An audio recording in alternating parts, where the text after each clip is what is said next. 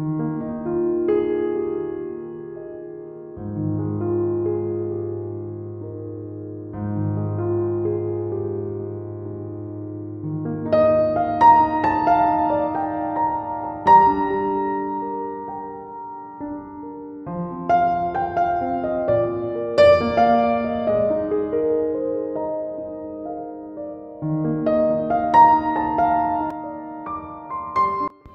Morning friends, tips blog and Tojo চ্যানেলের পক্ষ থেকে আমি শাশ্বতী চৌধুরী আর একটি নতুন ভিডিও নিয়ে চলে এসেছি।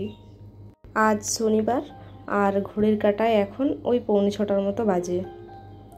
কাল রাতে তোজো এই জানলার ধারেই শুয়েছিল, আর রাতে কোন সময় যে জানলাটা বন্ধ করে দিয়েছে আমি বুঝতে পারিনি।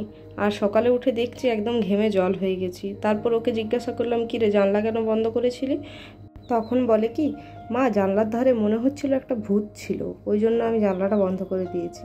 তো ছোটোবেলায় আমারও এরকমই মনে হতো যে জানলার ধারে ভূত আছে, বা দরজার আড়ালে ভূত আছে, বা খাটের নিচে ভূত আছে, এরকম ছোটোবেলায় আমারও মনে হতো।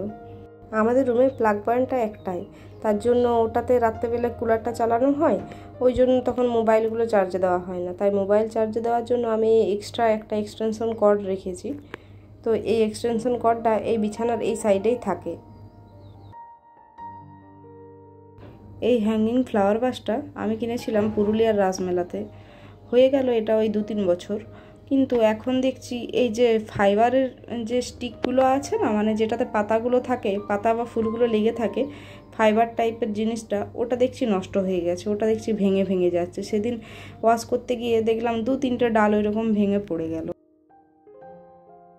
এই চৈত্র মাসের টাইমটাতেই এই ছাতাটাকে বাইরে বের করে রাখলাম, যে বৃষ্টি হবে তো এবারে, বৃষ্টির দিনকাল আসছে, তার জন্য ছাতাটা বাইরেই রাখি, নইলে হুট করে বৃষ্টি এলে তখন আরও ছাতা খুঁজে পায় না। তো ওই ছাতাকে আমি বের করে রেখেছি বলেই মনে হয় এই বছর আর বৃষ্টিই হচ্ছে না। এই কিছুদিন আগে যখন বৃষ্টিটা হলো, বেশ 2-3 দিন ওয়েদারটা ভালো ছিল, কিন্তু এখন আবার দেখুন এত গরম পড়ে গেছে যে ওই 9টা-10টা বাজলে বাইরে তো বের হওয়াই যাচ্ছে না, ছাদেও আসা যাওয়া যাচ্ছে না। মানে আর সকালবেলায় ওই 8টার সময় যখন জামা কাপড়গুলো ছাদে মেলে দিয়ে আসি, তার 1 ঘন্টা পরেই দেখছি একদম শুকিয়ে যাচ্ছে। কালকে সন্ধ্যের দিকে এসছে মা, সামনেই তো জ্যৈষ্ঠ মাসের মঙ্গলবার, তাই জ্যৈষ্ঠ মাসের মঙ্গলবারের তত্ত্বটা দিতে এসেছে।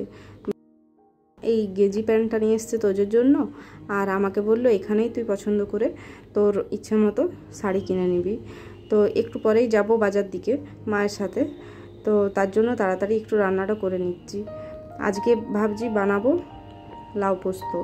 তো পোস্তটা একটু আগের থেকে ভিজিয়ে রাখি আমি। পোস্তটা একটু আগে ভিজিয়ে রাখলে বেশ ভালো টেস্ট হয়।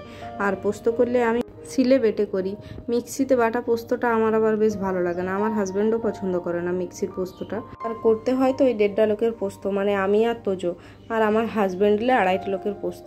এবার ওই 2.5 লোকের পোস্ত আর কতটা হবে, 2.5 লোকের পোস্ত মিক্সিতে পেস্ট করতে গেলে ওই মিক্সির বাটিতেই লেগে থাকে, তার জন্য আমি সিলেই করি পোস্ত। আর এদিকে চানাচুরের প্যাকেটটা এনেছিলাম, কিন্তু এটা এই ডাব্বাতে ঢালাই হয়নি, সময়ে হয়ে উঠছিল না, তার জন্য আজকে সময় করে এটা ডাব্বাতে ঢেলে নিলাম। আর তোজোর হাতে যদি পড়েছে প্যাকেটগুলো, তাহলে ও একবারেই বসে বসে সবটা খেয়ে নেবে। ঝাল খেতে খুব পছন্দ করে, তো তার জন্য ঝালের কোনো খাবার ওকে আমি আটকে রাখতে পারি না, ও সব খেয়ে নেয়। কালকে বিকেলে একটা ভিডিওতে দেখলাম এক দিদিভাই বলছিলেন যে নুন সবসময় কাঁচের জারে রাখতে হয় বা কাঁচের বোতলে রাখতে হয়। সেটা আমি জানতাম না, আমি বরাবরই নুন ওই কন্টেনারগুলোতে রাখতাম। তো ওই ভিডিওটা দেখার পর থেকে মনটা খুঁতখুত করছিল খুব, তার জন্য আজকে সকালে উঠেই আমি ব্রাশ করে একটা আচারের জার ছিল, সেই আচারটা ফাঁকা করে আমি আগে এই জারটা রোদে শুকিয়ে রেখেছি, যে নুনটা আমি এই কাঁচের জারে আজকে ঢালবো।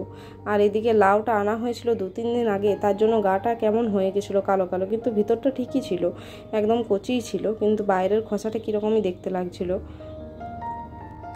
আমি আবার বটিন ছাড়া সবজি কাটতে পারি না, আবার সবজিটা ধরি উল্টো হাতে, সবাই যে হাতে ধরে আমি তার উল্টো হাতে ধরি। ভিডিওটা দেখেই বুঝতে পারবেন যে আমি কোন হাতে সবজিটা ধরে আছি। মেয়েদের জীবনটা এমনভাবে পরিবর্তন হয়ে যায়, ভাবতেই অবাক লাগে। বিয়ের আগে কিভাবে জীবনটা কাটায়, আর বিয়ের পরে জীবনটা একদম যেন 90 ডিগ্রি অ্যাঙ্গেলে ঘুরে যায়। বিয়ের আগে কোনো কাজই করতাম না সংসারের কি, মা যদি বলতো একটু জলটা নিয়ে খা, সেইটুকুও খেতাম না, বলতাম যে তুমি দিবে তো দাও, নইলে জলই খাবো না। তো সেই রকম ছিলাম। কিন্তু এখন দেখুন, একা হাতে একটা ছোট বাচ্চাকে মানুষ করছি, একা হাতে সংসারের সমস্ত কাজ সামলাই। মানে নিজেকে দেখলেই অবাক লাগে যে আমি কি ছিলাম আর এখন কত পরিবর্তন হয়ে গেছি। কিন্তু সেই সময় মায়ের কাছে যখন ছিলাম, যদি মাকে একটু সাহায্য করতাম তাহলে মায়েরও কত হেল্প হতো। এখন বুঝতে পারি মা হওয়ার পর যে সংসারে মেয়েরা ছোটোর থেকে বড় হয়, যেটাকে নিজের বাড়ি বলে ভাবে, সেটা কিন্তু বিয়ের পরে মেয়েদের আর নিজের বাড়ি থাকে না। আসলে মেয়েদের কোনো বাড়ি থাকে না, জানেন তো। বিয়ের আগে মেয়েরা বলে যে বাপের বাড়িটা নিজের বাড়ি, বিয়ের পরে আবার বলে স্বামীর বাড়িটা নিজের বাড়ি, আবার ছেলে যখন বড় হয় তখন বলে ছেলের বাড়িটাই নিজের বাড়ি। কিন্তু মেয়েদের কোনো বাড়িই হয় না। আর বিয়ের পরে দেখবেন মেয়েরা বাপের বাড়ি খালি হাতে গেলে কেমনই লাগে, মনে হয় যে বাপের বাড়ি যাচ্ছি, খালি হাতে যাব, সবাই কি বলবে। বিয়ের আগে যে রুমটা মেয়েরা নিজের বেডরুম বলে মনে করে, বিয়ের পরে সেই বেডরুমের একটা জিনিস যদি মেয়েটা নিজের নেয় নিজের হাতে, তখন বাড়ির অন্য কারোর পারমিশন নেয় যে আমি এই জিনিসটা নেব। যে বাড়িতে মেয়েরা জন্ম নেয়, যে বাড়িতে তার শৈশব কাটে, বড় হয়, বিয়ে হয়, কিন্তু মাথায় সিঁদুর উঠে যাওয়ার পরেই কিন্তু মেয়েরা এক মুহূর্তের জন্য পর হয়ে যায়, তখন কিন্তু হয়ে যায় সেটা বাপের বাড়ি, আর শ্বশুর বাড়িটা হয়ে যায় নিজের। কি অবাক করা ভাবুন। এই অবাক করা নিয়মে মাঝে মাঝে আমার খুব হাসি পায়। তো যাই হোক, কোনো মতে রান্নাবান্না করে চলে এলাম মাকে নিয়ে শান্তিনিকেতন বুটিক। এটা ওই বাঁকুড়ার করগাহিরে, এই রিসেন্ট ওপেন হয়েছে। তো খুব সস্তা, 500 টাকায় 4টা কুর্তি। কোথাও পাওয়া যায় জানি না, পাওয়া যায় কি না। তো এখানে এই দিদির কাছে পাওয়া যায়। এত সস্তা এখানে জিনিসপত্র, আর কোয়ালিটিও খুব ভালো। দুর্গাপূজার সময় মা একটা শাড়ি 1400 টাকা দিয়ে নিয়েছিল, সেই শাড়িটাই এখানে আছে। ওই শাড়িটা মাত্র 780 টাকা দাম। তাহলে ভাবুন কতটা দামের তফাৎ। শুধু কুর্তি বললে ভুল হবে, যে কোনো জিনিসই খুব ভালো এখানে। শাড়িও বেশ ভালো সফট কোয়ালিটির আছে, কম রেঞ্জের মধ্যে, মানে মধ্যবিত্তরা আরামসে এখান থেকে নিয়ে নিতে পারবে। আর এই যে এই দুটো শাড়ি দেখছেন, এই দুটো শাড়ির মধ্যে এই পার্পল কালারের শাড়িটা আমি নেব ভাবছি। তো এখনও ঠিক করে উঠতে পারছি না যে কোন শাড়িটা নেব। দুটো শাড়ি ভালো লেগেছে, তাই কনফিউজ হয়ে দাঁড়িয়ে আছে এখন কি করব। তাই আমি মেঘনাকে বললাম, মানে দোকানের যে ওনার, তাকে বললাম যে তোমার দোকানে আমি একটা ভিডিও বানাচ্ছি। ও অ্যালাউ করে দিল যে হ্যাঁ অবশ্যই। এই যে নিচের এই কুর্তিগুলো দেখছেন, এই কুর্তিগুলো 500 টাকায় 4টায়, আর যদি একটা নেওয়া হয় তাহলে 150 টাকা পড়বে। চৈত্র মাসে যে টাইমে সেল দেয় সেই টাইমে এসেছিলাম, বাপরে দোকানের বাইরের থেকেই 2 দিন ঘুরে গেছি। এতটাই ভিড় ছিল, ঠেলে ঢুকতে পারা যায়নি, এত দোকানে ভিড় ছিল। এই যে এই কুর্তিগুলো, এগুলো সব 500 টাকায় 4টা কুর্তি। কি সুন্দর প্রিন্টগুলো দেখুন। আমি আগের মাসে অনেকগুলো নিয়ে গেছি, তাই ভাবছি এইবারে আর নেব না। অত কুর্তি রাখবো কোথায়, এখানে তো দোকানটা রইলই, তো যখন নষ্ট হবে তখন এসে আবার নিয়ে যাবো। এই উপরের র্যাকের যে শাড়িগুলো দেখছেন, এগুলো 350 টাকা সব জামদানি। আর এই নিচে ছেলেদের এগুলো জামা, কটনের যে জামাগুলো হয় সেই কটনের জামা, এগুলো মাত্র ওই 210 টাকা। আর একটা আছে 160 টাকা করে। এই সাইডে ব্যাগও রেখেছে। এই যে এই শাড়িগুলোর কথাই বলছিলাম, মা যেগুলো 1400 টাকা দিয়ে মার্কেটে কিনেছে। আর এই ব্যাগগুলোর মধ্যেও বেশ একটা ব্যাগ পছন্দ হয়েছে, সেই ব্যাগটাও আমি নিলাম। তো চলুন বাড়িতে গিয়ে দেখাবো আপনাদেরকে আমি কি কি নিলাম। শান্তিনিকেতন বুটিক থেকে বেরিয়ে এলাম একটু ফুলগাছের নার্সারিতে। তো ফুলগাছের নার্সারিতে অরিজিনাল ফুল গাছ নিতে এসে পছন্দ হয়ে গেল আর্টিফিশিয়াল ফুলদানি। তার জন্য ভাবলাম আর্টিফিশিয়াল ফুলদানি দুটো নিয়ে যাই। দেখুন কি সুন্দর লাগছে, কিন্তু আমার অবস্থাটা কি জানেন তো, ইচ্ছে আছে কিন্তু রাখার উপায় নেই, কোথায় যে রাখবো। আর ঘরে অনেক ফ্লাওয়ার ভাসও হয়ে গেছে, তার জন্য আর রাখার জায়গাও নেই। তাও আজকে আমি ওই 3টে ফ্লাওয়ার ভাস নিয়ে এলাম, আর একটা রেখে এলাম পছন্দ করে। ওই দাদাকে বললাম ওটা রেখে দেবেন, ওই 10-15 দিন পরে এসে পরে নিয়ে যাব।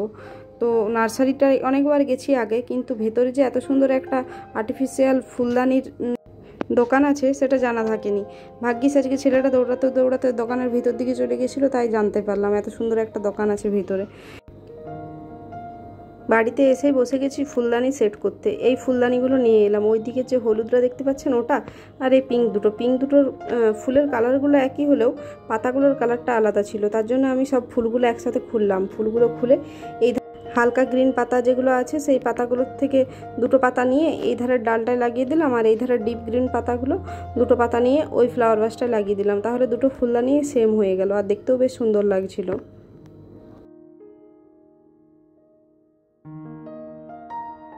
ইচ্ছে আছে একটা বড় সানফ্লাওয়ারের স্ট্যান্ড নেওয়ার, মানে যে ফ্লাওয়ার ভাসের স্ট্যান্ডগুলো হয় সেই স্ট্যান্ড নেওয়ার, আর বেশ বড় বড় সানফ্লাওয়ারগুলো থাকে না সেই স্ট্যান্ডগুলো নেওয়ার। তো শুনলাম যে জ্যৈষ্ঠী মাসে এখানে বাঁকুড়াতে রবীন্দ্রভবনে বেশ বড় মেলা বসে ফ্লাওয়ার ভাসের, মানে সব কিছুরই মেলা বসে।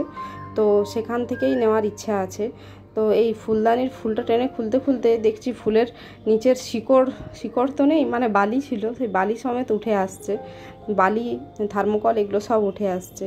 তো ওই শান্তিনিকেতন বুটিক থেকে আমি এই ব্যাগটা নিয়ে নিলাম, আর মা পছন্দ করলো এই শাড়িটা, মা বললো এই শাড়িটাই নে, বেশ ভালো লাগছে। তো আপনারা কমেন্টে জানাবেন কেমন হয়েছে জিনিসগুলো। আর আজকের ব্লগটা আমি এখানেই শেষ করছি বন্ধুরা, আর বেশি বড় করছি না ব্লগটা। তো সবাই কমেন্টে জানাবেন কেমন লাগছে আমার ভিডিও। নতুন চ্যানেল খুলেছি তো, তাই অনেক ভুল ত্রুটি হচ্ছেই, আমিও বুঝতে পারছি। তো ভুলগুলো আমি সংশোধন করার চেষ্টা করছি, আর আপনারাও প্লিজ কমেন্টে জানাবেন আমার ভুলগুলো।